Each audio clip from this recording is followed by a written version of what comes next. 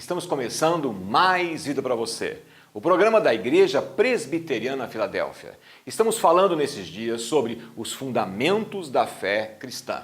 E hoje vamos conversar sobre o cristão, uma testemunha de Cristo. O que é uma testemunha? Em direito, testemunha é um meio de prova consistente na declaração feita por terceiro a respeito de determinado fato de que tenha presenciado ou vivenciado. Para os cristãos do primeiro século, testemunho era relatar a vida e os fatos ocorridos com Jesus e propagar seu evangelho, o que não difere muito em nossos dias.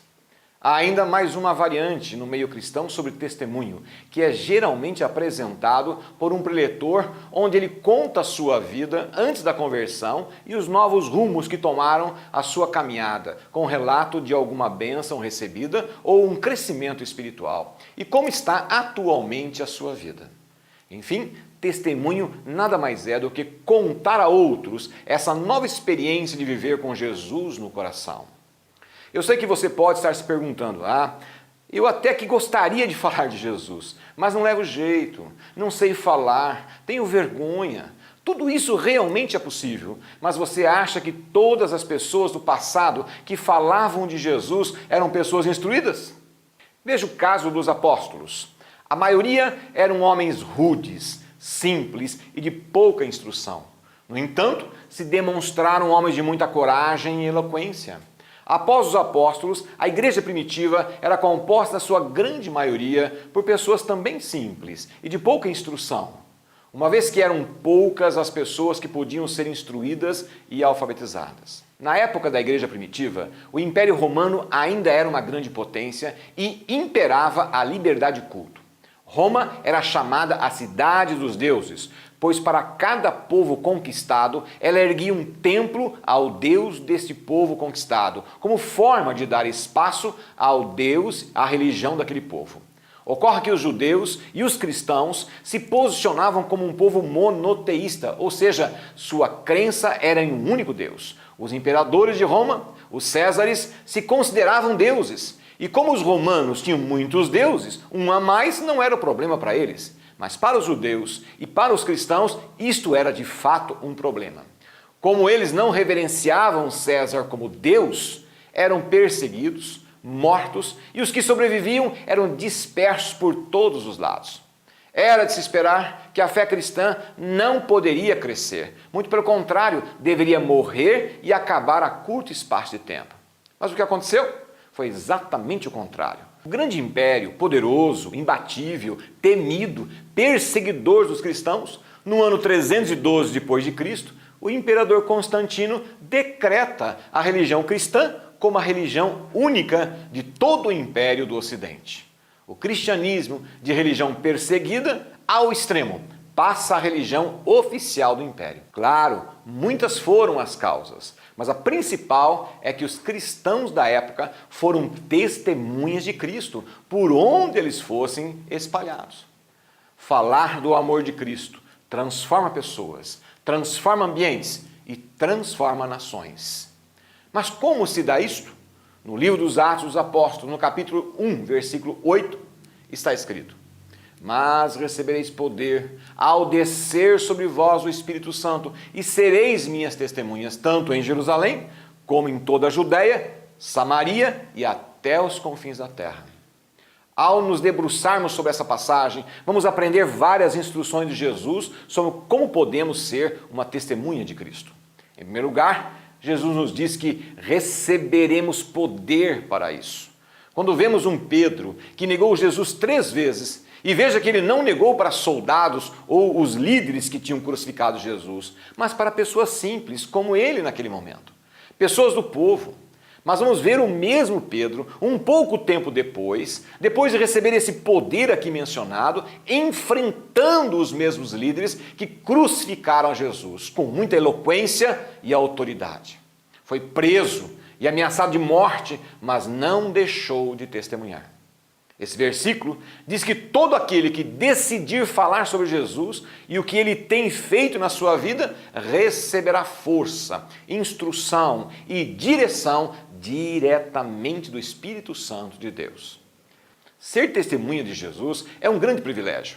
É certo que haverá, como houve na época dos apóstolos, dificuldades e contrariedades. Até porque o inimigo de nossas vidas, Satanás, não descansa um minuto sequer, pois ele sabe que, como eu já disse agora há pouco, quando Jesus entra numa vida, numa família, numa localidade, as trevas, as maldições, a destruição cessa e dá lugar a uma vida de luz e qualidade. Sempre foi assim e sempre será. O texto lido nos diz que esta proclamação testemunhal deve ser proferida em todo lugar e em todo tempo. Veja que ele diz, em primeiro lugar, que eles deveriam ser testemunha de Cristo na Judéia. E o que é Judéia? O que a Judéia representa? Judéia é aonde você está localizado, é aonde você mora, ou seja, o primeiro lugar que você deve testemunhar, anunciar a Jesus e a sua palavra. É em sua casa, para a sua parentela. Você precisa compreender que a promessa de Jesus é que você e sua casa serão alcançados e salvos. Mas para isso é preciso que você dê um bom testemunho da palavra e da própria vida com Cristo. Veja, uma conduta exemplar fala mais alto do que 1000 palavras. Seja uma pessoa diferente, amorosa, atenciosa e prestativa, e você verá Deus agir muito mais por suas atitudes do que por suas palavras. Mas o texto diz que eles deveriam também testemunhar em Samaria. E onde é Samaria? Samaria é o país vizinho de Israel, ou seja, os seus vizinhos. Você deve testemunhar para seus vizinhos, seus colegas de trabalho, seus amigos. Esse poder transformador que agiu em você deve ser comunicado através de seu testemunho aos que estão perto de você. Por último, o texto diz que se deve também testemunhar por todos os cantos da terra. Jesus está dizendo que seu evangelho deve ser levado por todas as partes desse mundo. Quando o cristão compreende isso, ele providencia meios para que pessoas, recursos e situações levem o evangelho aos lugares mais distantes da terra. Jesus prometeu que estaria apoiando, sustentando e dirigindo todos que se dispõem a ser sua testemunha. Deus, em sua infinita sabedoria e bondade, nos legou algo maravilhoso que é a sua palavra, a Bíblia.